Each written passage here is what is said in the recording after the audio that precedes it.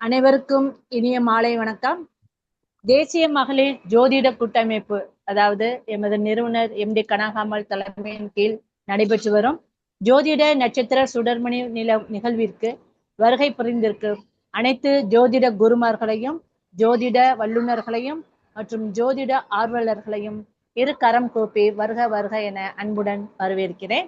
நிகழ்ச்சியின் முதலாவதாக கடவுள் வாழ்த்தை பாட எமது ஜோதிடர் இளங்கோவன் ஐயா அவர்களை அன்புடன் அழைக்கின்றேன்.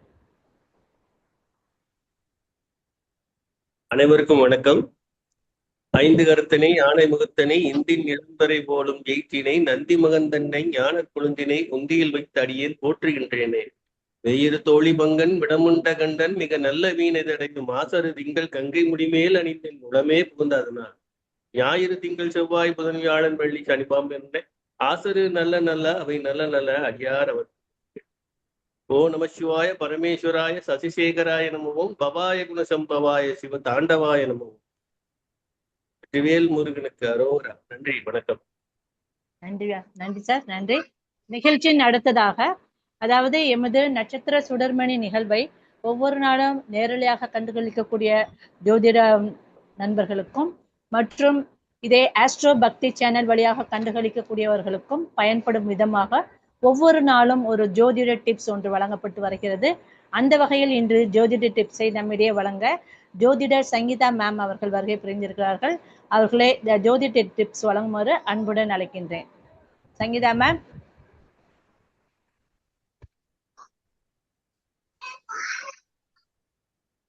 சங்கீதா மேடம்.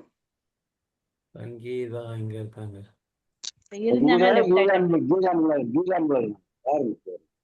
இல்ல சங்கீதா தான் சொல்லியிருந்தாங்க. Geetha Anbazhagan. Okay ma'am, okay. ஜோதிட கீதா அன்பழகனை ஒரு ஜோதிட டிப்ஸ் செய்யுமாறு அன்புடன் அழைக்கின்றேன். பாருங்கள் மேம். குழுவில் உள்ள அனைவருக்கும் என்னுடைய முதற்கண் வணக்கங்கள். வணக்கம். நான் முதன்முறையாக பேசுகிறேன். என் பெயர் கீதா அன்பழகன், காஞ்சிபுரத்தில் இருந்து பேசுகிறேன். நான் கேபி பத்தி பேசலாம் அப்படின்னு சொல்லிட்டு, இப்ப கேபி ஜாதகம் எடுக்கிறதுக்காக ஒரு ஜாதகர் நம்மிடம் வருகிறார் என்றால், முதலில் நாம் அவர்களுடைய ஆர்பி எல்லாம் செட் பண்ண பிறகு, அந்த ஜாதகத்தை எடுத்த பிறகு அந்த ஜாதகர் கேட்கக்கூடிய கேள்வி அகம் சார்ந்ததா புறம் சார்ந்ததா, நாம் எடுக்கிற ஜாதகம் இது அகம் சார்ந்த ஜாதகமா அல்லது புறம் சார்ந்த ஜாதகமா அப்படின்னு ஒரு நிமிஷத்துல முதல்ல அதை நம்ம முடிவு பண்ணிடணும். அது முடிவு பண்ணணும் அப்படின்னு சொன்னா, அகம் சார்ந்து என்றால் ஒற்றைப்படை பாவங்கள் எல்லாருக்கும் தெரிஞ்சது, புறம் சார்ந்தது என்றால் இரட்டைப்படை பாவங்கள். இதுல அது பிரச்சனையை வச்சிருக்கா அப்படின்னா 8, 12 அது எந்தெந்த பாவங்களை வச்சிருக்கு. 5, 9னா அது ஒன்றும் புரோஜனம் இல்லை அப்படின்ற மாதிரியான ஒரு முதல் கண்ணோட்டத்தை முதல்ல பார்த்துடணும். பார்த்துட்டு அதுக்கப்புறம் அவங்க என்ன கேள்வி கேட்கிறாங்களோ, எந்த பாவத்தை பத்தின கேள்வி கேட்கிறாங்களோ அந்த பாவம் எந்த மாதிரி தொடர்பு கொண்டிருக்கு, ஒற்றைப்படையா இரட்டைப்படையா இல்ல 8, 12 5, 9 அப்படின்னு அந்த கேள்வி அதை பலப்படுத்துறதா அப்படின்னு சொல்லி பார்க்கணும்.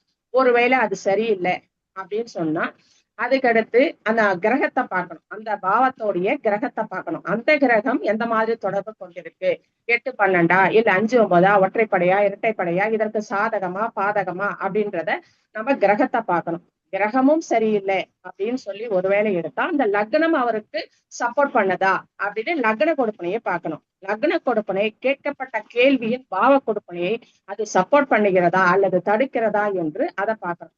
ஒருவேளை அதுவும் சரியில்லை அப்படின்னு வந்தா அதுக்கடுத்து தெய்வ கொடுப்பனை நல்லா இருக்கா, குரு எப்படி இருக்காரு, 9ஆம் பாவம் எப்படி இருக்கு அப்படின்னு சொல்லிட்டு 9ஆம் பாவத்தை நாம் அணுக வேண்டும்.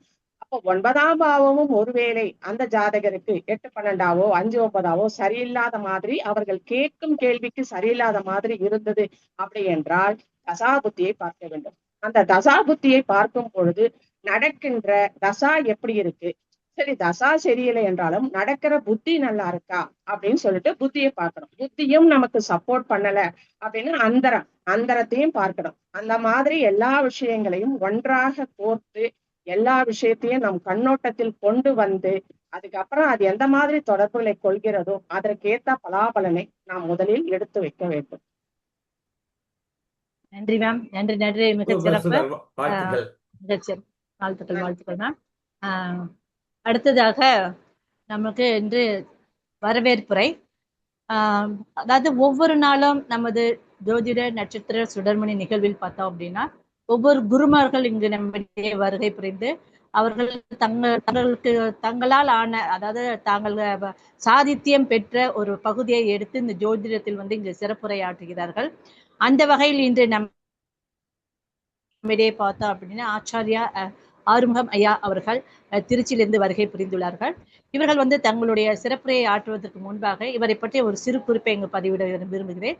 இவரது தாயார் பெயர் அன்னம் அம்மையார் ஆவார்கள். தந்தையார் பரமானந்தம் ஐயா அவர்கள் ஆவார்கள். இவர் பலதரப்பட்ட குருமார்களிடம் தன்னுடைய ஜோதிட கலையை பயின்றிருக்கிறார். அந்த வகையில் திரு விஜயன் ஐயா இரும்பாலை சேலம் பாரம்பரியம் மற்றும் சுகநாதி ஜோதிடரிடமும் தன்னுடைய கலையை பயின்றிருக்கிறார். திரு ஜி.கே. ஐயா திருப்பூர் ஐயா அவர்களிடமும் தன்னுடைய ஜோதிட கலையை கற்றுள்ளார். திரு கோபு ஐயா ஈரோடு மற்றும் திரு வேலுச்சாமி ஐயா மதுரை மற்றும் திரு பிருகு பிரபாகரன் பழனி மற்றும் தேவராஜ் ஐயா உயர்கணித சார ஜோதிடர் சென்னையிலிருந்தும் அவர் பலதரப்பட்ட இந்த மாதிரி குருமார்களிடம் பல கலைகளை வந்து பயின்று தேர்ச்சி பெற்றது மட்டுமல்லாமல் தன்னுடைய ஜோதிட பணியை வந்து மக்களுக்கு ஆற்றி வந்து கொண்டிருக்கிறார்.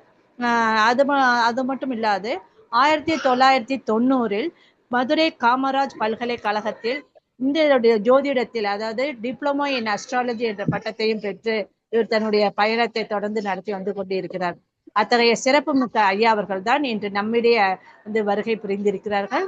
இவர்களை வந்து அதாவது இவர் இன்று பேசக்கூடிய தலைப்பு என்னன்னு சொல்லி பார்த்தோம் அப்படின்னா கேபி உயர்கணித சார ஜோதிட சிறப்புகள் என்ற தலைப்பில் தான் வந்து ஐயா பேச வந்திருக்கிறார்.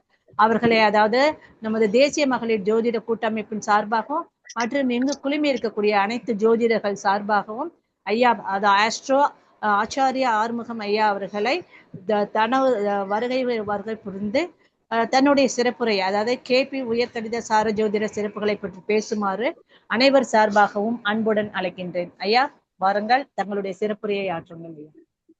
வணக்கம்மா. வணக்கம். தயவு செய்து அனைவரும் முதலில் மியூட் போட்டுக்கொள்ளுங்கள். ஐயாவுடைய உரையை கேட்கும் போது டிஸ்டர்ப் இல்லாம கேட்பது நமக்கும் சிறப்பு, அவருக்கும் வந்து தொடர்ந்து பயணிக்க வாய்ப்பாக இருக்கும். தயவு செய்து அனைவரும் மியூட் போட்டுக்கொள்ளுங்க, அன்புடன் கேட்டுக்கொள்கிறேன். சங்கீதா மேம் மியூட் போடுங்க.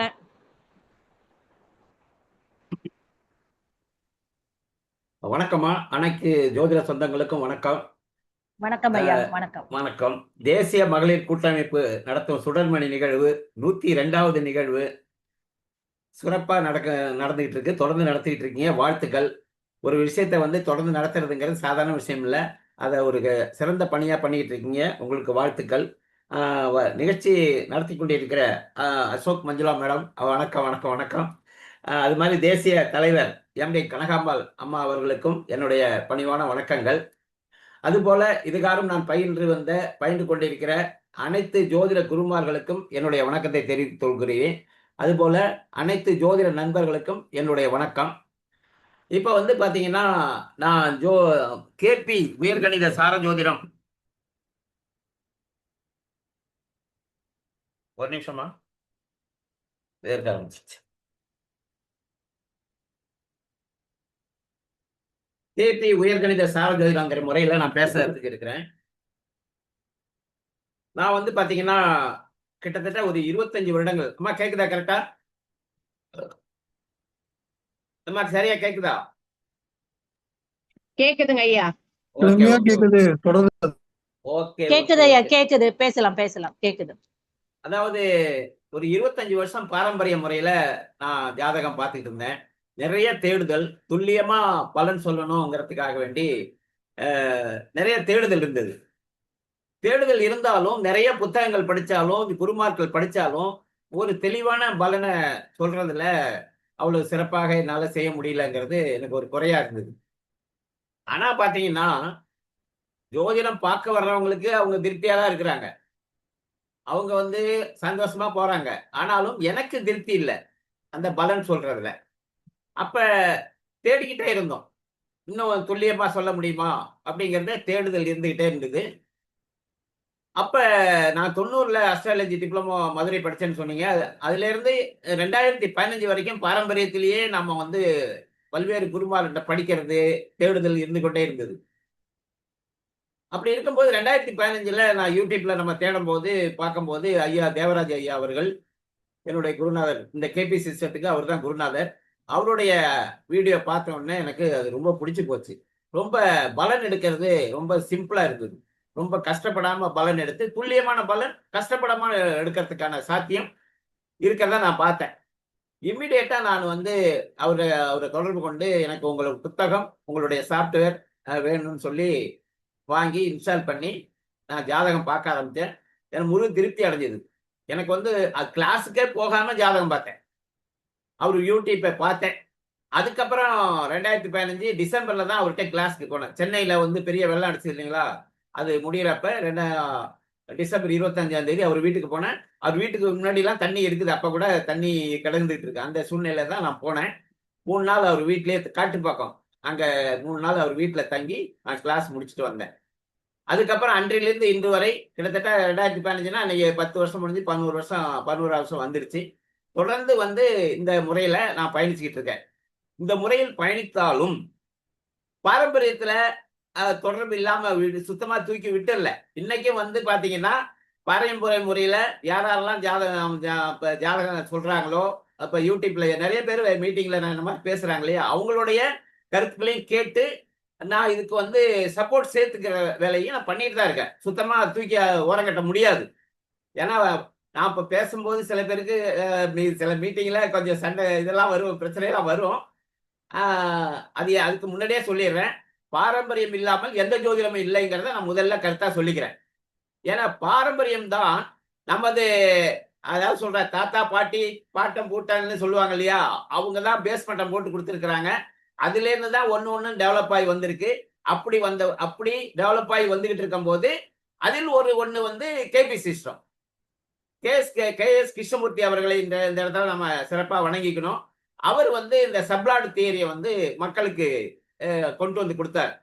ஏன் அவர் சப்ளாட் தியரிக்கு தேவைப்பட்டுச்சு அப்படிங்கும் போது, அவருக்கு வந்து அவர் வந்து பணியில இருந்தாரு.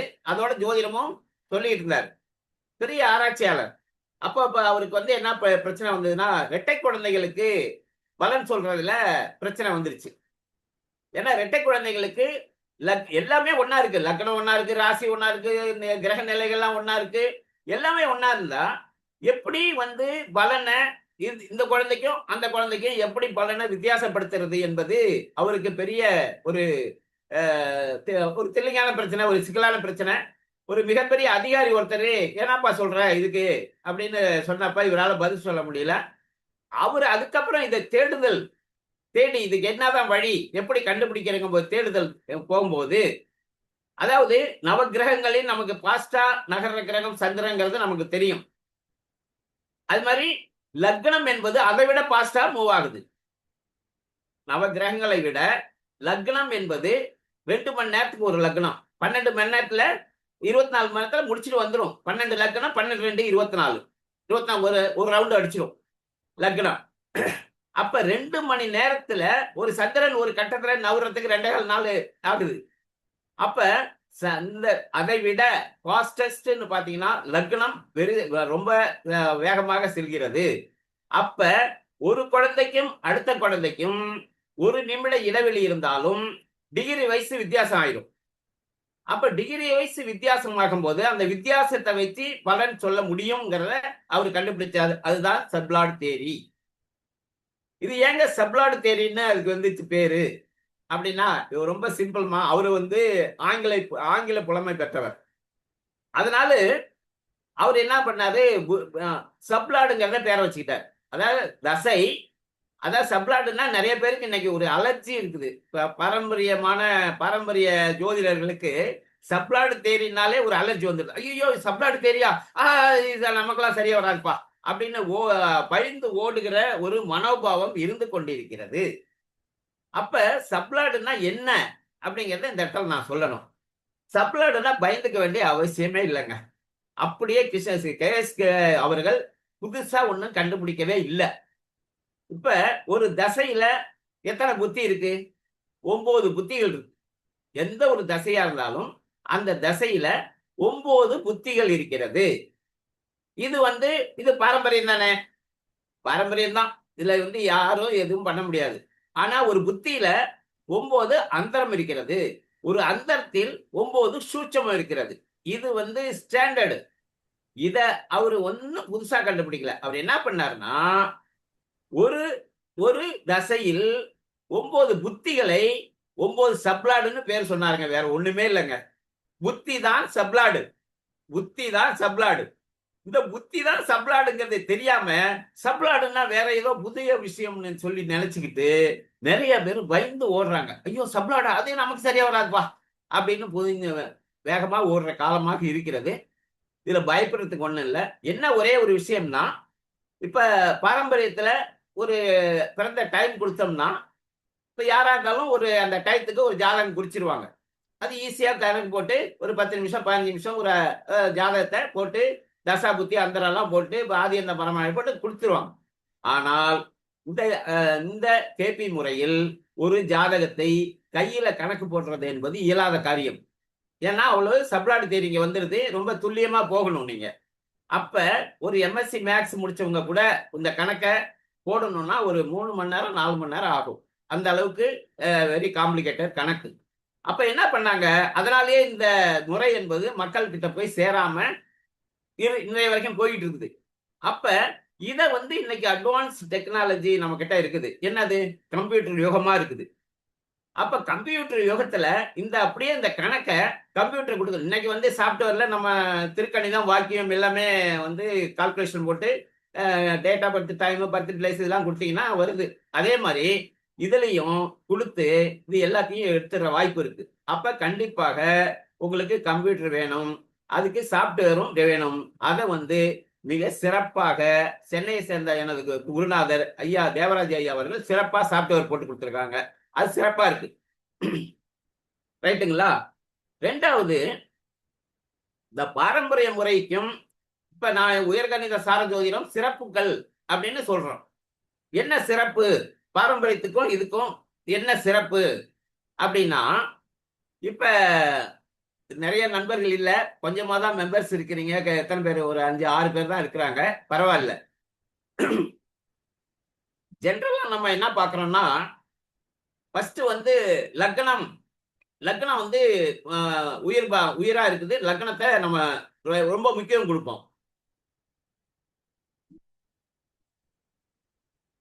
லக்னத்துக்கு தான் என்சான் உடம்புக்கு சிரசை பிரதானங்கிற மாதிரி லக்னத்துக்கு நம்பர் 1, அதுக்கு தான் முழு பவர். அப்ப பாரம்பரிய முறையில் லக்னம் எப்படி கணிக்கப்படுகிறது அப்படின்னு சொன்னா, 30 டிகிரிக்கு ஒரு ரகம் போடுறாங்க. அதாவது ஒரு தனுசு லக்கணம்னா 3 டிகிரி இருந்தாலும் தனுசு லக்கணம் தான், 10 டிகிரி இருந்தாலும் தனுசு லக்கணம் தான், 15 டிகிரி இருந்தாலும் தனுசு வைக்கலாம், 29 டிகிரி இருந்தாலும் தனுசு வைக்கலாம். 30 டிகிரி. அது கால அளவு எவ்வளவு? ஒரு 30 டிகிரிக்கு கால அளவு எவ்வளவு? 2 மணி நேரம். அப்ப 2 மணி நேரத்துக்கு பிறந்த அழைக்கிற குழந்தைகளையும் ஒரே லக்கணத்துக்குள்ள போட்டா எப்படிமா பலன் சரியாக வரும்?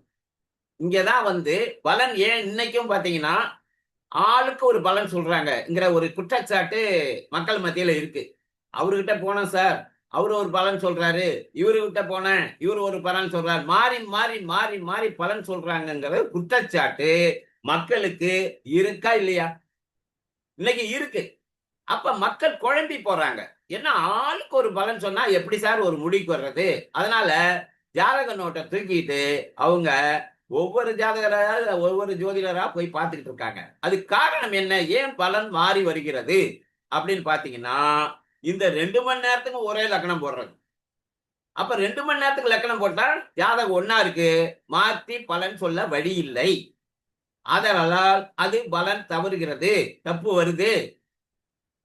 புரியுதுங்களா? அப்ப நீங்க எப்படி சார் பண்றீங்க அப்படின்னா, லக்கண புள்ளி இப்ப பாத்தீங்கன்னா நீங்க அதுலயும் பாத்தீங்கன்னா ஒரு நட்சத்திரத்தை 4 பாகமா பிரிக்கிற ஒரு ஏற்பாடு இருக்கு. பராசர முறையில 4 பாதமாக பிரிக்கிறார்கள்.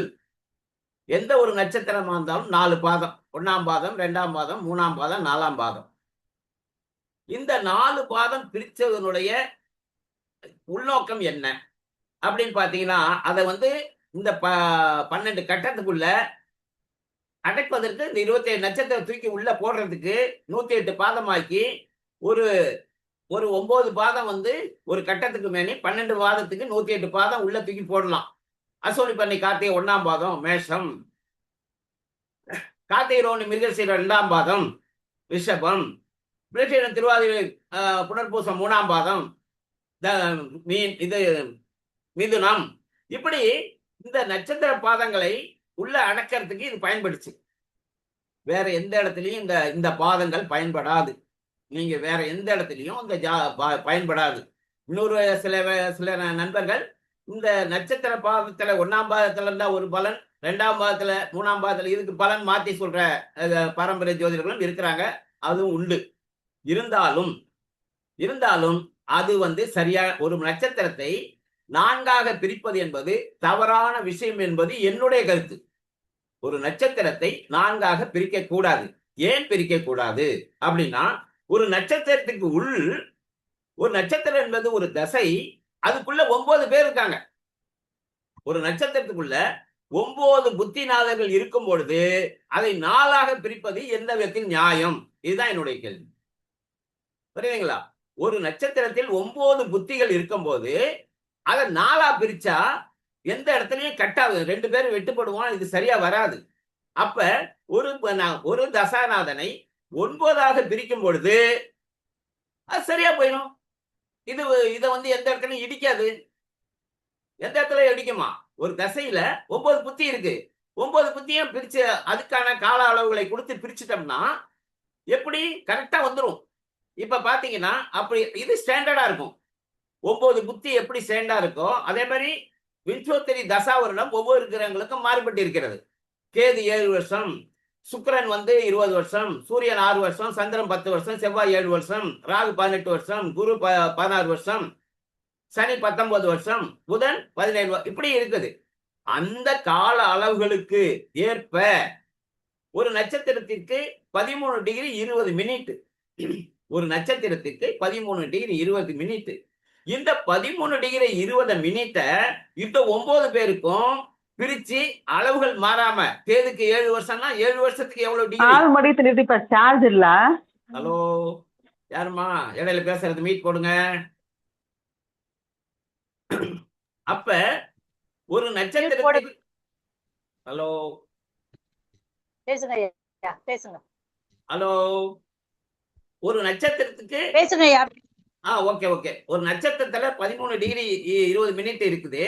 அத ஒவ்வொரு கிரகத்துக்கும் எவ்வளவு கால அளவுங்கிறத கணக்கு போட்டு பிரிச்சு கொடுத்துட்டா ஒரு பிரச்சனை வராது. அவங்களுக்கு எப்பா கேதுவா 0.46, அது மாதிரி சுக்கிரனா 2 சம்திங், இப்படி வந்து எல்லாத்தையும் பிரிச்சு கொடுத்துட்டோம்னா கால அளவு சரியா இருக்கும். இதைதான் டிகிரி வைஸா பிரிச்சு நம்ம இப்ப லக்ன புள்ளி கணக்கிடப்படுகிறது. இப்ப பாத்தீங்கன்னா இப்ப பாரம்பரியத்துல ஜோதிடர்கள் இப்ப லக்ன புள்ளியை பத்தி கொஞ்சம் சிறப்பா பேசிட்டு இருக்காங்கம்மா. முன்னாடிலாம் லக்ன புள்ளியை பத்தி கவலைப்படுறது இல்ல. இப்ப வந்து லக்ன புள்ளி முக்கியம், லக்ன புள்ளி ரொம்ப முக்கியம்னு இப்ப கொஞ்சம் பேச தொடங்கி இருக்கிறார்கள். இது வரவேற்க வேண்டிய விஷயம், நல்ல விஷயம். லக்ன புள்ளி ரொம்ப முக்கியம்தான். ஆனா லக்ன புள்ளிங்கிறத அவங்க எதை சொல்றாங்கன்னா பாதத்தை சொல்கிறார்கள். ஒரு நட்சத்திரத்தை 4ஆ பிரிச்சு அதில் 1ஆம் பாதத்துல இருக்கா லக்ன புள்ளி, 2ஆம் பாதத்துல இருக்கா, 3ஆம் பாதத்துல இருக்கா, 4ஆம் பாதத்துலன்னு சொல்லுகிறார்களே ஒழிய அது சரியில்லைங்கிறது என்னுடைய கருத்து. ஏங்க ஐயா சரியில்லை? ஏனென்று சொன்னால் ஒரு பாதம் என்பது 3 டிகிரி 20 மினிட். 3 degree 20 minute. ஒரு ஒரு டிகிரிக்கு எத்தனை நிமிஷம்? 4 நிமிஷம். ஒரு டிகிரிக்கு 4 நிமிஷம். அப்ப 3 டிகிரிங்கும் போது முன்னாங்க 12 நிமிஷம். அந்த 20 மினிட்டுக்கு ஒரு நிமிஷம் வச்சா கூட 13 நிமிஷம் வந்துடும். ஒரு பாதமே 13 நிமிஷம் வந்துடும். அப்போ ஒரு பாதத்தில் பிறக்கிற குழந்தை அத்தனை பேருக்கும் 13 நிமிடங்களில் பிறக்கிற அத்தனை குழந்தைக்கும் நீங்க லக்னம் ஒரே பலனை சொன்னால் அது எப்படி சரியா இருக்கும்? அது எப்படி லக்ன புள்ளியாகும்? அந்த இடத்துலதான் நாங்க கருத்து வேறுபடுறோம். இப்ப என்னுடைய லக்னத்தையே நான் சொல்றேம்மா. என்னுடைய லக்னம் தனுசு லக்னம். மூல நட்சத்திரம் என்னுடைய மூல நட்சத்திரம் 2ஆம் பாதம் என்னுடைய லக்ன புள்ளின்னு வச்சுக்கோங்க. லக்ன புள்ளி ராசி அந்த லக்னம் வந்து தனுசு, லக்ன புள்ளி வந்து எங்க இருக்குது? 2ஆம் பாத மூலம் 2ஆம் பாதத்துல லக்ன புள்ளி விழுது. அப்ப இது வந்து பாத்தீங்கன்னா கால அளவு பாத்தீங்கன்னா 13 நிமிஷம்.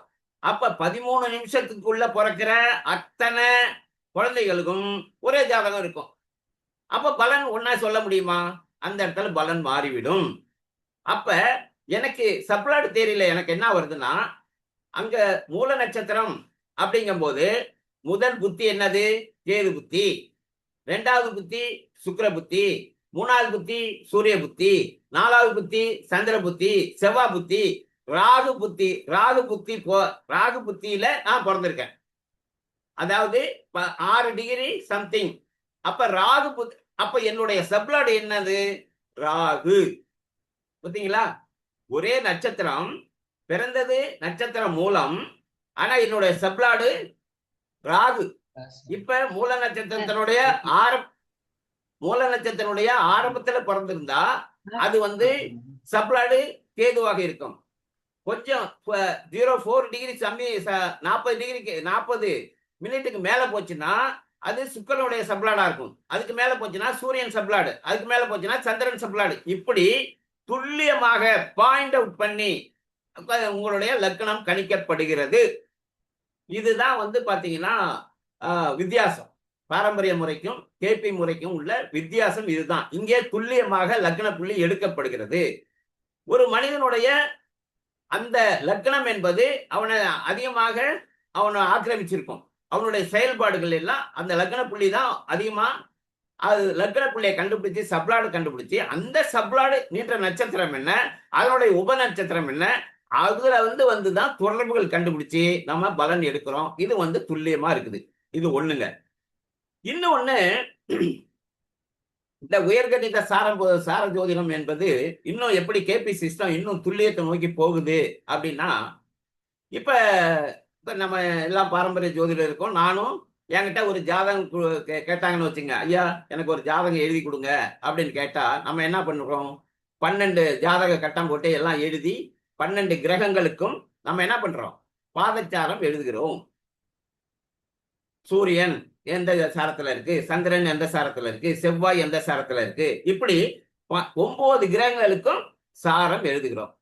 10வதாக நம்ம என்ன எழுதுவோம்னா லக்னம் அப்படின்னு போட்டு லக்னம் எந்த சாரத்தில் உள்ளது எழுதுறோமா இல்லையாமா? எழுதுறோம். அதோட எழுதிட்டு பினிஷ், முடிஞ்சு போச்சு. ஜாதக நோட்டை எழுதி அவங்க கையில கொடுத்துடுறோம். இதுதான் நம்ம பாரம்பரியம். நானும் இதான் ஜாதக நோட்டு எழுதுனா நானும் இதுதான் எழுதுறேன். இப்ப கேபியில நான் வேற மாதிரி போட்டு கொடுக்குறோம்னு வச்சுக்கோங்க.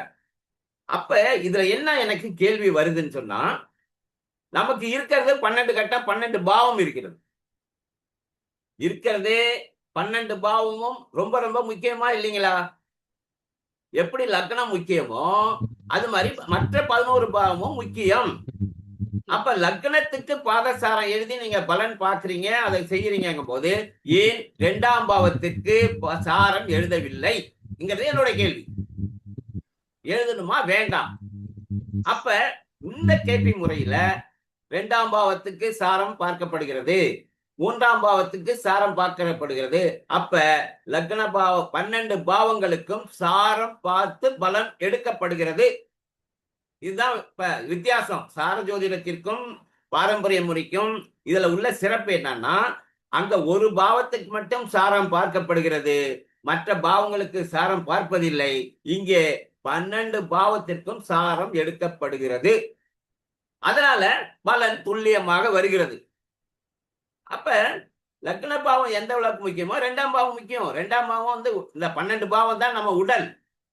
இந்த 12 பாவம் தான் தலை முதல் பாதம் வரை 12 பாவங்களும் பொறுப்பெடுத்திருக்குது. 1ஆம் பாவங்கிறது தலை, மூளை, இதெல்லாம் வருது. 2ஆம் பாவம் கண், முகம், இதெல்லாம் முகம் சார்ந்த விஷயங்கள் இல்ல 2ஆம் பாவம். 3ஆம் பாவம் போது ஷோல்டரு, இந்த தோள்பட்டை, கைகள், கழுத்து, இதெல்லாம் 3ஆம் பாவம். 4ஆம் பாவம் நெஞ்சு பகுதி. 5ஆம் பாவங்கிறது இருதயம், மேல் வயிறு, முதுகுத்தண்டு, இது எல்லாமே 5ஆம் பாவம். 6ஆம் பாவம் என்பது வயிறு, அடிவயிறு. 7ஆம் பாவங்கிறது இது யூரின் போற இடம். 8ஆம் பாவம் மர்மஸ்தானம். 9ஆம் இப்படி 12ஆம் பாவம் பாதம். இப்படி 12 பாவங்கள் உடல் உறுப்புகளை பிரிச்சிருக்கோம். அப்ப இந்த 12 பாவங்களில் உடலில் எந்த இடத்தில் உங்களுக்கு நோய் வரும் என்பதை 12 பாவங்களுக்கும் சாரம் பார்த்து துல்லியமா பார்த்தாதானமா கண்டுபிடிக்க முடியும். இதைதான் சாரஜோதிட முறையில் நம்ம சிறப்பா கண்டுபிடிக்கிறோம். அப்ப அங்க ஒரே ஒரு பாவத்துக்கு பார்த்துட்டு மற்ற பாவத்தெல்லாம் விட்டுடுறாங்க. அப்ப விட்டுடுறாங்கன்னா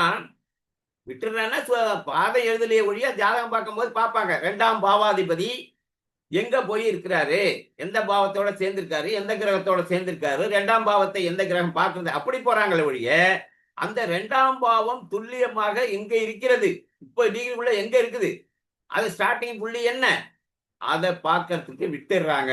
அதனால் பலன்கள் மாறுபடுகிறது. அப்ப இந்த கேபி உயர்கணித சாரஜோதிட முறையில் இவ்வளவு தூரம் துல்லியமாக நம்ம பலன் எடுக்கிறோம். இதனால இங்க இங்க துல்லியம் வருது.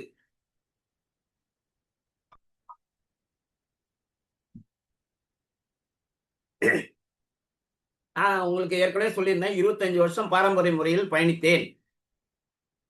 இங்க எப்ப உள்ள நுழைஞ்சமோ, எப்ப இந்த சாரஜோதிடம் கேபி சிஸ்டம் உயர்கணித சாரத்தில் உள்ள என்ட்ராயி படிக்க ஆரம்பிச்சுமே, அப்பதாங்க ஒரு கிளாரிட்டி கிடைச்சது, ஒரு பெரிய விளக்கம், ஒரு விழிப்புணர்வு, அதாவது ஒரு பளிச்சுன்னு ஒரு ஜோதிடம்னா என்னங்கிறது எப்ப தெரிஞ்சதுன்னா இந்த கேபி சிஸ்டத்துக்கு உள்ள போய் தான் தெரிஞ்சது. இது யாராலும் மறிக்க முடியல. நிறைய குருமார்கள் சொல்லிட்டாங்க, ஆனா அவங்க ஃபாலோ பண்றாங்களோ இல்லையோ, ஆனா சொல்லிட்டாங்க. கேபிக்குள்ள போனதுக்கு அப்புறம் தாங்க ஜோதினுடைய பிரம்மாண்டம் தெரிஞ்சது. வாழ்க்கையே எப்படி வாழ்ந்துகிட்டு இருக்கோங்கிறது கேபி முறை தாங்க சொல்லுச்சு. ஏன் அப்படின்னு சொன்னா, இங்க இப்ப மேடம் அவங்க பேர் என்ன, அவங்க கீதா அன்பழகன் மேடம், அவங்க கேபி அவங்க ஸ்டார்ட் பண்ணாங்க, ஒரு புள்ளி வச்சாங்க. அது சிறப்பு, உண்மையிலே சிறப்பு. அதாவது இங்குதான் வாழ்க்கை என்பது நம்மளுடைய உலகத்தில் உள்ள அனைத்து மனிதர்களும் வாழ்க்கை என்பது 2 விதமாக இருக்கிறது. என்ன 2 விதம்? ஒன்று பொருள் சார்ந்த வாழ்க்கை, இன்னொன்று அகம் சார்ந்த வாழ்க்கை.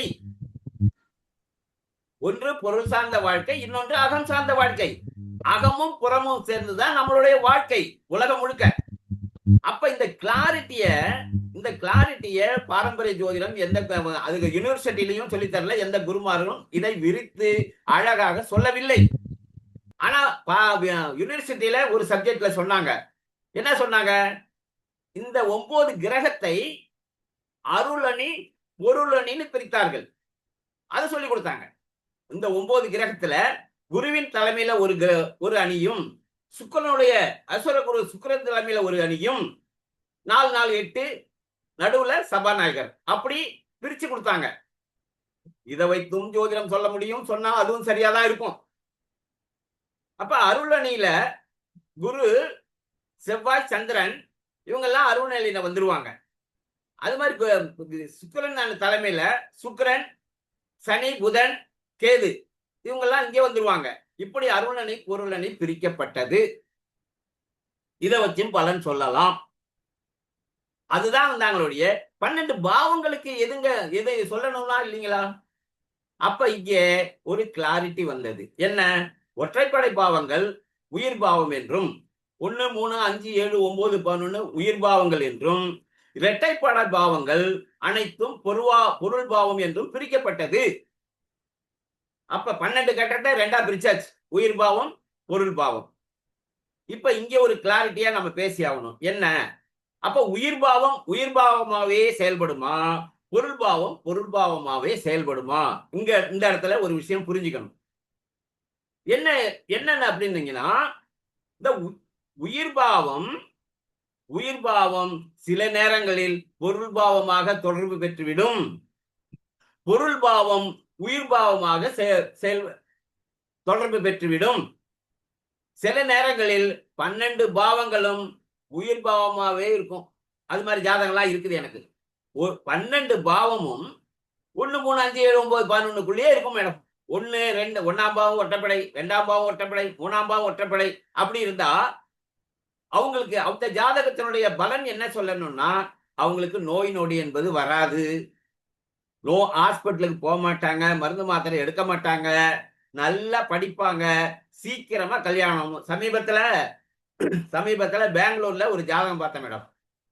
அந்த ஜாதகம் வந்து 12 பாவங்களும் ஒற்றைப்படை வச்சிருக்குது. 12 பாவங்களும் ஒற்றைப்படை வச்சிருக்கு. எனக்கு ஆச்சரியமா போச்சு. இது முதல் தடவை நான் பாக்குறது. இது வரைக்கும் அந்த ஜாதகம் பார்க்கல. அவங்க PhD வரைக்கும் பண்ணணும். இந்த ஜாதகத்துக்கு படிப்புல எந்த தங்கு தடை இல்லாமல் படித்துக்கொண்டே இருக்க வேண்டும். வேலை வாய்ப்புங்கிறது கிடைக்குதோ அது கிடைக்கிறது கஷ்டம். ஆனா படித்துக்கொண்டே இருக்கணுங்கிறது விதி.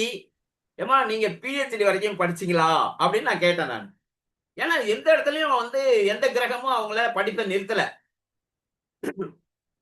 நிறுத்தல. மேடம் நீங்க PhD வரைக்கும் படிக்கணும் மேடம். என்ன படிச்சிருக்கீங்கன்னு கேட்டா அவங்க என்ன சொன்னாங்கன்னா, நான் 9th தான் சார் படிச்சிருக்கேன்னாங்க. 9th என்ன ஆச்சு? உங்க கல்வியை கெடுத்தது யாரு? எந்த கிரகம் உங்க கல்வியை கெடுத்தது? நீங்க PhD வரைக்கும் எந்த தடையும் இல்லாம படிக்கணுமே, உங்க கல்வியை கெடுத்தது யாரு அப்படின்னு எனக்கு ஒரு பெரிய சந்தேகம் வந்துச்சு. எனக்கு உங்க கல்வியை கெடுத்ததுக்கு ஒரு கிரகமும் கெடுக்கலையே, எப்படி உங்க கல்வியை கெட்டுதுன்னு. அவங்க என்ன பண்ணாங்கன்னா, பக்கத்துல தன்னோட புருஷன் உட்கார்ந்து இருந்தாரு. அவரை காமிச்சு என் கல்வியை கெடுத்தது இவருதான், நான் 15 வயசுல என்ன வந்து கல்யாணம் பண்ணிட்டாருட்டாங்க. 15 வயசுல அவரு என்ன கல்யாணம் பண்ணிக்கிட்டு என்ன ஸ்கூலுக்கே போக கூடாம என்ன வந்து எனக்கு கல்யாணம் முடிந்தது. 15 வயதில் திருமணம் நடந்தது. அப்ப அந்த உயிர் பாவங்கள் வலுத்து இருக்கும் பொழுது என்ன நடக்குது பாருங்க. அவங்க கல்யாணம் பண்ணலன்னா அவங்க வந்து எங்க போகணும்? PhD டாக்டரேட் வரைக்கும் போயிட்டு ஒரு பெரிய சயின்டிஸ்டா கூட ஆகிறதுக்கான வாய்ப்பு இருக்கு அந்த ஜாதகம். ஆனால் அந்த அகம் வலுத்திருந்த உயிர் பாகம் வலுத்திருந்ததால் அவங்க வந்து என்ன பண்ணிட்டாங்க, கல்யாணம் 15 வயசுல கல்யாணம் முடிச்சுட்டு அவங்க நல்ல குழந்தை குட்டியை பெற்றுக்கிட்டு நல்லா வாழ்ந்து கொண்டிருக்கிறார்கள் நீண்ட ஆயுளுடன்.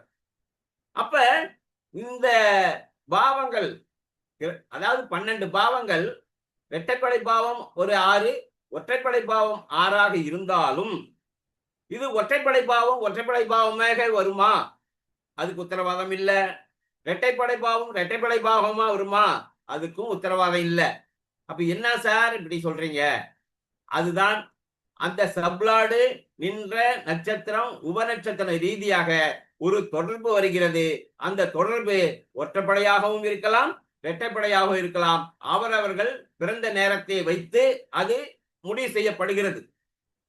அப்ப ஒற்றைப்படை பாவம் வந்து விட்டால் ஒன்றும் பெரிய பிரச்சனை இல்லை. வேலைக்கு சம்பாத்தியம் இருக்காது, வேலைக்கு போக மாட்டாங்க, நல்ல நாலேஜ் உள்ளவங்களா இருப்பாங்க, உடல்நிலை ஆரோக்கியமா இருக்கும், சீக்கிரமா ஆணோ பெண்ணோ சீக்கிரமா கல்யாணம் நடக்கும், குழந்தை பாக்கியம் கிடைக்கும், எல்லாமே சிறப்பான அகம் சார்ந்த விஷயங்கள் அனைத்தும் சிறப்பாக கிடைக்கும்.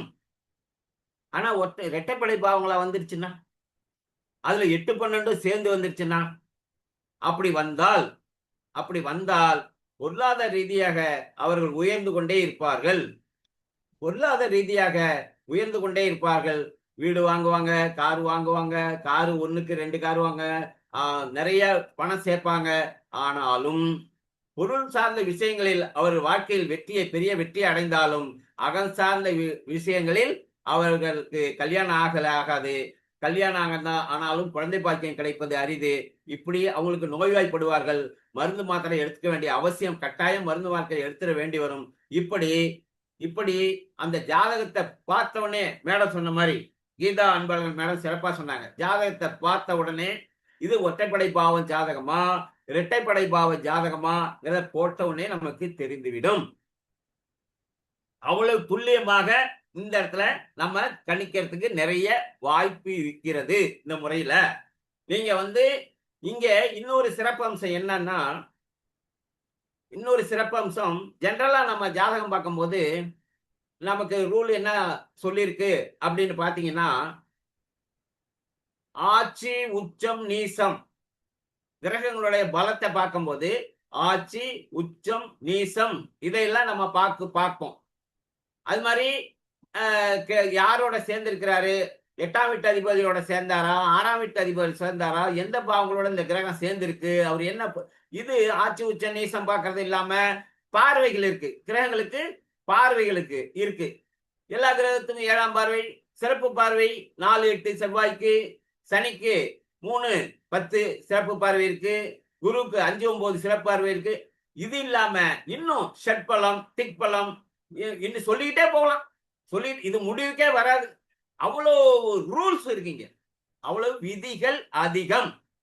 இந்த விதிகளை நீங்க நீங்க மிகப்பெரிய ஜோதிடரா இருக்கட்டும், நீங்க விதிகளை மட்டும் எத்தனை விதின்னு சொல்லிடுங்க. ஏன்னு கேட்டா அவங்க ஒரு லிமிட்ல இவ்வளவுதாங்க எனக்கு தெரியுது, அதுக்கு மேல எனக்கு விதி தெரியாதுன்றவர்.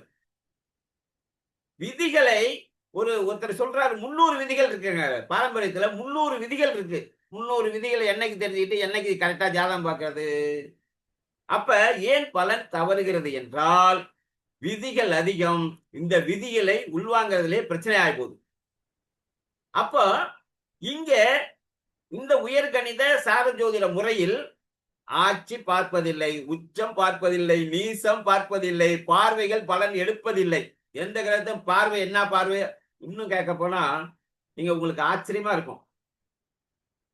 என்னன்னா நான் ஜாதகம் போட்டு பலன் சொல்லி முடிச்சிருவேன், பலனே சொல்லி முடிச்சிருவேன். அவங்களுக்கு திருப்தி ஆயிடுவாங்க, ரொம்ப சந்தோஷம். இது வரைக்கும் இது மாதிரி யாருமே சொன்னதில்லை சார், இவ்வளவு சிறப்பா இவ்வளவு அழகா சொல்லிட்டீங்க சார். வாழ்க்கையில நடந்தது, நடப்பது, நடக்க போவது வரைக்கும் கிளியரா சொல்லிடுவோம். அன்னைக்கு டேட்ல என்ன தசாபதி நடக்குதுங்கிறத வச்சு அன்னைக்கு என்ன நடந்துகிட்டு இருக்கிறது சொல்ல முடியுது, நடந்ததை சொல்ல முடியுது. எப்ப இருந்து நீ உனக்கு பிறந்ததுல இருந்து எதை கடந்து வந்தாய். இப்ப 5வது வரைக்கும் 5 வந்து வரைக்கும் யாரும் படிக்கிறது இல்ல. 5 வந்து வரைக்கும் நோய்வாய்ப்பட்டானா இவன் பிறந்த அதிர்ஷ்டம் அந்த குடும்பத்துக்கு இருந்ததா அப்படின்னு சொல்லுவோம். நிறைய பேர்ட்ட நான் கேட்பேன், சார் நீங்க பிறந்து 10 வயசு வரைக்கும் உங்க குடும்பம் ஒரு சிறப்பான வளர்ச்சிக்கு போயிருக்கும் அப்படின்பேன். ஆமா சார், நான் பிறக்கிற வரைக்குமே என் குடும்பம் ரொம்ப கஷ்டப்பட்டுச்சுன்னு சொல்லுவாங்க. நான் பிறந்ததுக்கு அப்புறம் தான் நல்ல நிலைக்கு வந்தவன் அப்படின்னு சொல்றாங்க. அது உண்மைதான் சார். இது எப்படிங்க நீங்க சொல்றீங்க அப்படின்னா, அப்ப பிறந்த காலத்தில் 10 வயது வரை இரட்டைப்படை பாவங்கள் தசை நடத்துகிறது. அதுல 8 தான் நோய்வாய்ப்படுவான், ஹாஸ்பிட்டலுக்கு போவான், ட்ரீட்மெண்ட் எடுத்துருப்பாங்க. இல்லையா ரெட்டைப்படை நல்லா இருக்குதா அடி தூளுன்ட்டு என்ன பண்ணுவாங்க, அவங்க நிலம் வாங்குவாங்க, வீடு கட்டுவாங்க, கார் வாங்குவாங்க, எல்லாம் போகும். சொல்லுவேன், அவன் சந்தோஷமாயிருவான். என்ன நமக்கு 10 வயசுல நடந்த விஷயத்த இப்ப சொல்றாரு. 50 வயசுல வந்து நீங்க 10 வயசா இருக்கும்போது உங்க குடும்பத்துல சிறப்பா இருந்துச்சுங்கன்னு சொல்றீங்களே, அதெல்லாம் அவருக்கு ரொம்ப சந்தோஷம் ஆயிரும். அடுத்தது 10 வயசுனா 5வது வரைக்கும் பால் பாஸ் அப்படின்னு படிச்சுட்டு வந்துருவாங்க. அது வரைக்குமே புஷ் பண்ணி படிக்க வைக்கிறதும் இருக்கு. 8 12 தசா புத்தியில இருந்துச்சுன்னா கஷ்டப்பட்டு தான் படிக்க வைக்கணும். எங்க டைம் ஆயிடுச்சா? இது நம்ம சப்ஜெக்ட் ஈஸியா முடியாது மேடம், கொஞ்சம் கூட தான் போற மாதிரி இருக்குது. நான் சீக்கிரம் முடிக்க பாக்குறேன். அப்ப அவரு நல்ல ஒற்றைப்படை பாவங்கள் ஒரு 15 வயசு வரைக்கும் ஒற்றைப்படை பாவங்கள் சிறப்பாக இருந்தால் அவன் 10வது சிறப்பா பாஸ் பண்ணுவான், நல்ல மார்க் வாங்குவான். 400க்கு மேல மார்க்னு சொன்னீங்கன்னா சூப்பர் அப்படின்வாங்க. அது மாதிரி 17 வயசு வரைக்கும் ஒற்றைப்படை பாவங்கள் சிறப்பாக தசை நடத்தினால் +2ல சூப்பர் மார்க், ரைட்டுங்களா? அதுக்கப்புறம் காலேஜுக்கு போவார் அவரு. அப்பயும் ஒற்றைப்படை பாவங்கள் இருந்தால் அந்த இடத்துல பாத்தீங்கன்னா இந்த இடத்துல ஒரு விஷயம் சொல்லணும். ஒற்றைப்படை பாவங்கள் இந்த +2 முடிச்சதுக்கு அப்புறம் வந்தால் அவர் ஆர்ட்ஸ் குரூப்ல போவாரு. அதே இரட்டைப்படை பாவங்கள் அங்கே வந்து விட்டால் அந்த ஜாதகரை இன்ஜினியரிங் தொழில் கல்வியில் சேர்த்து விட வேண்டும். இந்த இடத்துல பிரியும். +2க்கு அப்புறம் அவங்க லைனை பிரிக்கணும். ஆர்ட்ஸ் குரூப்பா, சயின்ஸ் இன்ஜினியரிங் குரூப்பா அப்படிங்கும் போது அதை எதை வைத்து முடிவு செய்ய வேண்டும் என்றால், ஒற்றைப்படை பாவங்கள் கண்டினியூஸா போய்கிட்டு இருக்கு தசை என்றால் ஆர்ட்ஸ் குரூப்ல சேர்த்துருங்க. இரட்டைப்படை பாவங்கள் வந்துடுச்சுன்னா இன்ஜினியரிங்ல போயிருங்க. அப்பதான் அவங்க இன்ஜினியரிங் போயிட்டு அவன் இரட்டைப்படை பாவம்னா தொழில்நுட்பம்னு அர்த்தம். அதுல விட்டீங்கன்னா சூப்பரா இன்ஜினியரிங் முடிப்பான். அப்ப 21 வயதுல வந்து ஒரு பிஇ, எம்எஸ்சி இதெல்லாம் முடிக்கிற காலம். முடிச்சுட்டு வெளியே வரும்போது அந்த இடத்துல நடக்கிற தசா புத்தி, அந்த தசையை விட்டுருங்க, புத்தி சிறப்பாக 2-6-10 இருந்தால் அவன் கேம்பஸ்ல செலக்ட் ஆவான்னு சொல்ல முடியும். எத்தனை பேருக்கு சொல்லியிருக்கேன், நீ கேம்பஸ் செலக்ட். இப்ப கூட போன வாரம் ஒரு ஜாதகம் பார்த்தேன். அந்த பையன் இப்ப காலேஜ் முடிக்க போறான். அவங்க அப்பா வந்து ஜாதகம் பார்த்தாரு. இந்த பையன் கேம்பஸ்ல செலக்ட் ஆயிருப்பானேன்னு கேட்டா 3 கம்பெனி செலக்ட் ஆயிருக்கானா. 1 இல்ல 3 கம்பெனி செலக்ட் ஆயிருக்கான். அப்ப எது நல்ல கம்பெனியா அதுல சேர்த்துறியா? வேலை முடிஞ்சிருச்சா இல்லையா? ரொம்ப சிறப்பா சொல்லியும். எப்ப வேலை கிடைக்கும்? இரட்டைப்படை பாவங்கள் தசாபதினா வேலை கன்ஃபார்ம். நான் டேட் எழுதி கொடுத்துருக்கேன். அப்ப அப்ப அடுத்தது என்ன? இப்ப வேலைக்கு போயிட்டாரு, அடுத்தது என்ன பண்ணும்? கல்யாணம். அப்ப கல்யாணத்துக்கு என்ன வேணும்? ஒற்றைப்படை பாவங்கள் நடத்தணும். இல்ல இரட்டைப்படை பாவங்களே கண்டினியூ ஆகுது, அதுல 8-12 இருக்குன்னா இவர் வேலையில சம்பாதிச்சுக்கிட்டே போயிட்டே இருப்பாரு. கல்யாணம் வாய்ப்பே இல்ல, நடக்காது. எப்பொழுது இவருக்கு ஒற்றைப்படை பாவங்கள் ஒரு புத்தி பத்தாது, ஒரு புத்தி 2 புத்தி 3 புத்தி சேர்ந்து ஒற்றைப்படை பாவங்கள் நடத்தினால் அவருக்கு கல்யாணம் கன்ஃபார்ம். அந்த டேட்டை சொல்லி கேட்பேன், இந்த டேட்ல உனக்கு கல்யாணம் ஆச்சா அப்படின்னா. ஏன்னா அவரு ஜாதகம் பார்க்க வர்றது 40 வயசு 45 50 வயசுல வருவாரு. அப்ப அந்த ஜாதகம் கன்ஃபார்ம் பண்ணணும் இல்லைங்களா? இந்த தேதியில உனக்கு திருமணம் நடந்ததா அப்படின்னா, ஆமாங்க ஐயா. அந்த அந்த புத்தியிலேயே குழந்தை பிறந்துச்சா? ஆமாங்க ஐயா, அப்பயே குழந்தை பிறந்துச்சு. ஏன்? ஒற்றைப்படை பாவங்கள் 1 3 5 7 9 11 அதுக்குள்ள இருக்குது. ஆக்சுவலி உயிர் பாவங்கள் உயிரை கொடுத்து விடும்ல, அவர் குழந்தை பிறந்துடும்ல. என்ன இதுல மாற்று கருத்தா இல்ல. அப்ப இவ்வளவு துல்லியமா பலன் சொல்றதுக்கு இங்கே வாய்ப்பு உள்ளது.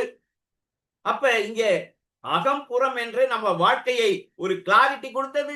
அந்த அகம் எப்பொழுது கிடைக்கும், புறம் எப்பொழுது கிடைக்கும் என்பதை தசாபுத்தியை பார்த்து கிளியர் பண்ணிக்கங்க. இவ்வளவு கிளாரிட்டி இதுக்குள்ள இருக்குது. மணி 8 போகுது. மேடம் இன்னும் கண்டினியூ பண்ணலாமா? ஹலோ, பேசுங்க பேசுங்க ஆஹ் பேசுங்க, இன்னொரு 5 நிமிஷம் பேசுங்க. இன்னொரு 5 நிமிஷம். அப்ப வாழ்க்கையினுடைய வழிகாட்டி ஜோதிடம் என்றால் அது உயர்கணித சார ஜோதிடம் தாங்க ஒரு சிறப்பான வழிகாட்டுறோம். எத்தனையோ ஜோதிடருக்கு நான் ஜோதிடம் பாக்குறேன். சாதாரண மக்களுக்கு பாக்குறது அடுத்த விஷயம். இப்ப இதை பேசுவதை நான் நிறைய மேடையில நிறைய மீட்டிங்ல பேசிட்டு இருக்கிறேன். அதை பார்த்துட்டு என்ன சொல்லுவாங்க, சார் எனக்கு ஒரு ஜாதகம் போடுங்க சார், நான் ஃப்ரீயாவே போட்டு தரேன்னு சொல்லிடுறது. மக்களுக்கே ஃப்ரீ தான். இது இதை போட்டு வச்சுக்க, உங்க லைஃப் எப்படி இருக்குன்னு பாருங்க அப்படின்னு சொல்லிடுவேன் நான். அப்ப ஜோதிடர்களுக்கு இன்னைக்கு ஜாதகம் போட்டு கொடுத்துட்டு இருக்கேன். அவங்க எந்த இடத்துலயும் எந்த ஜோதிடம் தப்புல. இங்க அவங்க கண்டுபிடிச்சு கஷ்டப்பட்டு கண்டுபிடிக்கிற. இப்ப சமீபத்துல ஒரு மிகப்பெரிய ஜோதிடர் அவரு ஒரு இடத்துல பேசும்போது, எனக்கு இப்ப ராகு தசை நடக்குது, எனக்கு ராகு தசை சிறப்பா இருக்குன்னு நாம் ஜோதிடம் கத்துக்கும் போதே எங்க குருநாதர் சொன்னாரு. இப்ப ராகு தசை நடக்குது, இந்த ராகு தசை எனக்கு நல்லா இருக்குன்னாரு. அவருடைய ஜாதகம் என்கிட்ட இருக்குது. ஏதோ ஒரு ஜாதகம் போட சொன்னாரு. பார்த்தா ராகு தசை சிறப்பாக இருக்குது. எல்லா திசையும் கடந்து வந்த, இப்ப ஒரு 56 57 வயசு, அவரு கடந்து வந்த திசையெல்லாம் பாத்தீங்கன்னா ராகு ஒருவனே யோகக்கார கிரகமா இருக்கு. இப்ப நடக்குது. ரொம்ப இதுக்கு ஒண்ணும் கஷ்டப்படல. இங்க பர்சன்டேஜ் பார்த்து பலன் முடிஞ்சு போச்சு. அப்ப துல்லியமான பலன். எப்ப கல்யாணம் நடக்கும், எப்ப வேலை கிடைக்கும். எனக்கு ஒரு அப்பாவும் அம்மாவும் என்கிட்ட ஜாதகம், அப்பாவும் மகளும் கூட்டிகிட்டே வந்தாரு ஜாதகம் பார்க்க. ஜாதகம் பார்த்துட்டு சொன்னேன், அந்த பொண்ணுகிட்ட கேட்டேன், ஏமா என்ன நீங்க எதுவும் எக்ஸாம் எதுவும் எழுதிருக்கீங்களாமா, போட்டி தேர்வு அப்படின்னு கேட்டேன். ஆமா அங்கிள், நான் பேங்க் எக்ஸாம் எழுதியிருக்கேன் அங்கிள் அப்படின்னு. அடுத்த வாரம் உனக்கு அப்பாயின்மெண்ட், வேலையில சேர்ந்துக்கோன்னு. அப்பங்காரு கடுப்பாயிட்டார். சார் கல்யாணம் எப்பன்னு சொல்லுங்க சார், அதை விட்டுட்டு என்னமோ நீங்களே அப்பாயின்மெண்ட் ஆள்ல கையெழுத்து போட்ட மாதிரி நாளை அடுத்த வாரம் வேலையில சேர்ந்துக்கிறேன்னு சொல்றீங்க அப்படின்னாரு. இல்ல சார், இன்னும் 3 வருஷம் ஆகும் இந்த பொண்ணு கல்யாணம் ஆகிறதுக்கு. இந்த பொண்ணு அடுத்த வாரம் வேலையில ஜாயின் பண்ணிரும். 3 வருஷம் அதுக்கப்புறம் சம்பாதிக்கிற காசை வச்சு சிறப்பா கல்யாணம் பண்ணுங்க. 3 வருஷம் வரைக்கும் கல்யாணம் இல்லைன்ட்டேன். அவருக்கு ரொம்ப சோகமாயிட்டாரு. என்ன சார் என்னமோ நீங்களே அப்பாயின்மெண்ட் ஆள்ல கையெழுத்து பண்ணணும் அடுத்த வாரம். 1 வாரம் கழிச்சு வந்தாரு. அவரு வேண்டாத இருப்பா போனாருன்னு வச்சுங்க. 1 வாரம் கழிச்சு வந்தாரு, சிரிச்சுக்கிட்டே வந்தாரு. சார் வாங்க சார், சொல்லுங்க சார். டப்பாவை ஸ்வீட் கொடுக்குறாரு. எனக்கு ஸ்வீட் கொடுக்குறாருங்க. என்னன்னா பொண்ணு வேலையில சேர்ந்துருச்சு சார். பொண்ணு எங்க வேலை செஞ்சதும் எஸ்பிஐல எல்லாம் அவ்வளவு ஈஸியா வேலைக்கு போக முடியாது. ஸ்டேட் பேங்க் ஆஃப் இந்தியாவில் ஆபீசர் கேட்டகரியில அது வேலையில சேர்ந்துருச்சு. எவ்வளவு பெரிய யோகம் பாருங்க. இத நம்ம ரொம்ப கஷ்டப்படலங்க. நானு ஆட்சி பார்க்கல, உச்சம் பார்க்கல, நீசம் பார்க்கல. இந்த கிரகம் இங்க பாக்குது, அந்த கிரகம் அங்க பாக்குது, இந்த கிரகம் ஒளிஞ்சுக்கிட்டு பாக்குது. இந்த வேலையே இல்ல. இங்க கிளீனா எம்ஆர்ஐ ஸ்கேன் ரிப்போர்ட் நானு இந்த ரிசல்ட்ட அதை ஒரு தடவை காமிச்சிடணும். நல்ல வேலை ஞாபகம் வந்துச்சு.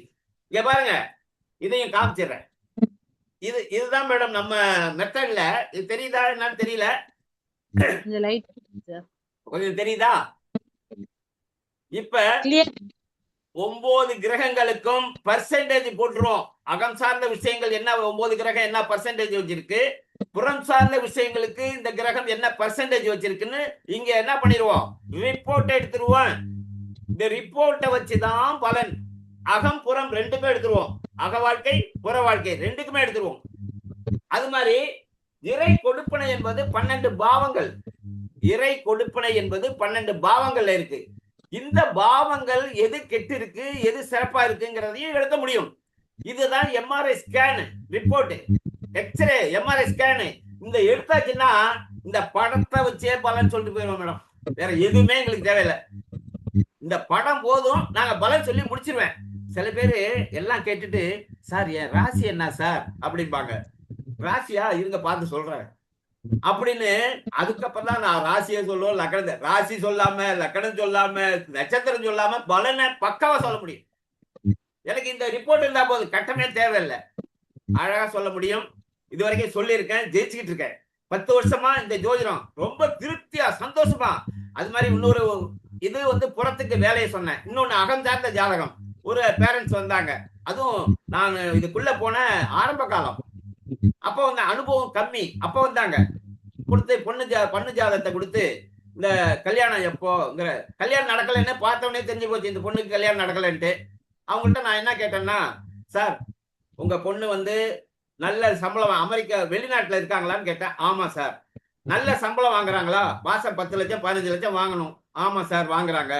கார் வாங்கி வெளிநாட்டிலேயே குடியுரிமை வாங்கிட்டாங்க, வீடு வாங்கிட்டாங்க, பங்களா இருக்குது, கார் இருக்கு, எல்லாம் இருக்கு சார். நீங்க சொல்றது எல்லாம் இருக்கு அப்படின்னாங்க.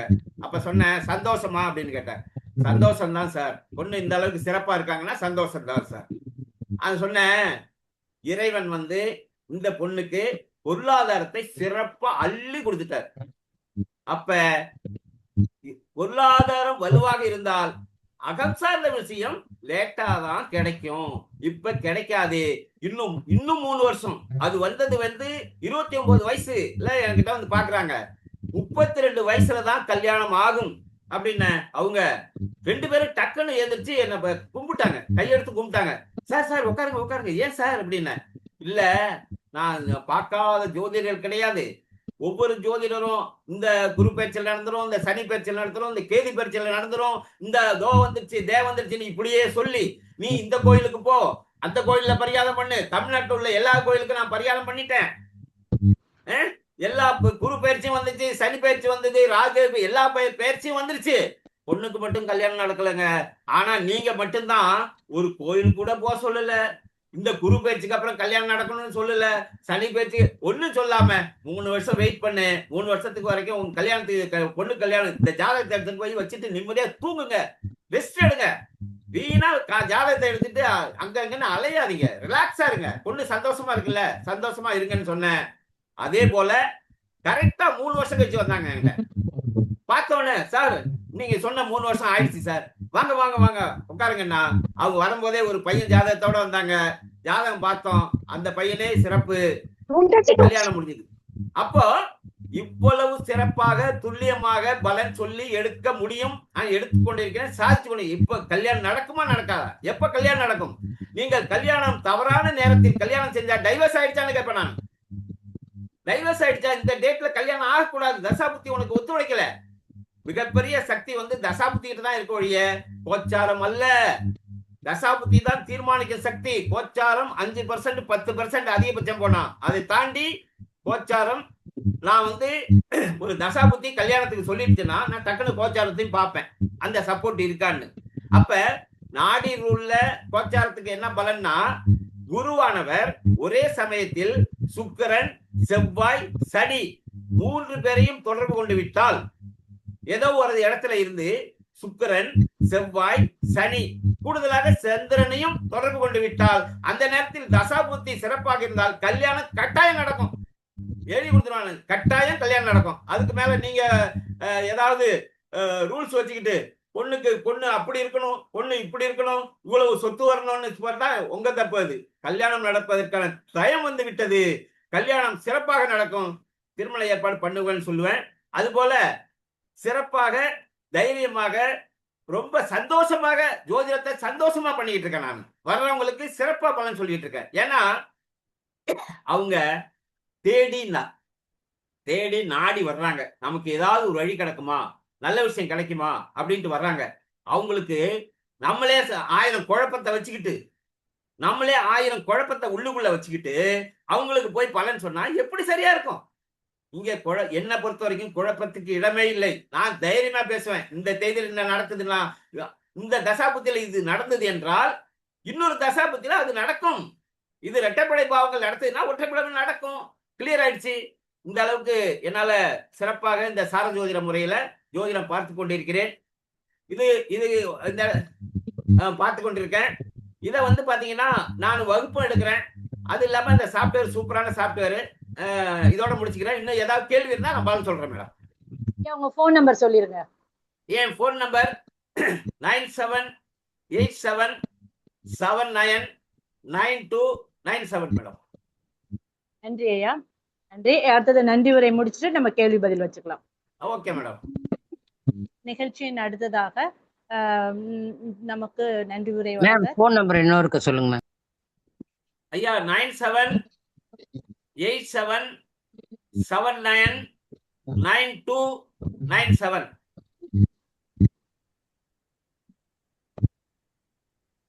நன்றி. ஓகேங்க. ஓகே நன்றி மேம். நமது ஏற்று இங்கிருந்து சிறப்புரை பண்ணியமைக்கு மிக நன்றி ஐயா. நிகழ்ச்சியின் அடுத்ததாக நன்றி உரையை வழங்க எமது தேசிய மக்கள் ஜோதிட கூட்டமைப்பின் ஆலோசகராக இருக்கக்கூடிய திருப்பூரை சேர்ந்த தனம் தண்டபாணி ஐயா அவர்களை அன்புடன் அழைக்கின்றேன். நமஸ்காரம். அடிகள் திருப்பூர் தனம் தண்டபாணி. மணல் தோண்டினால் புதைகள், ஜோதிடத்தை தேடினால் விடியல். தேசிய மகளிர் ஜோதிட கூட்டமைப்பு நட்சத்திர சுடமணி நிகழ்ச்சியில் இன்று 102வது நாள். அதாவது 102 கூட்டினால் 3. 1 என்பது சூரியன், 2 என்பது சந்திரன். சூரியன் சந்திரன் இரண்டும் இணைந்தால்தான் 3 என்ற குரு கிடைக்கும். மேலும் இன்றைய தேதி 12, அதுவும் கூட்டினால் 3. எனவே இன்றைய ஐயா தனுசு லக்னத்து ஐயா இன்றைய குரு ஐயா தான். மேலும் தனுசுக்கு 3 எழுத்து கொண்டது. மேலும் என்னுடைய குரு பார்த்தசாரதி ஐயாவும் இதில் வந்துள்ளார். இன்று 12/4/2026 கூட்டினால் 8 வருகிறது. 8 என்பது சனி, அதாவது சனி பகவான். இன்று அவிட்டம் சனியுடைய கர்மப்பதிவு பெற்ற நட்சத்திரம். மேலும் 6 என்னும் ஆங்கிலத்தில் 8 எழுத்து கொண்டது.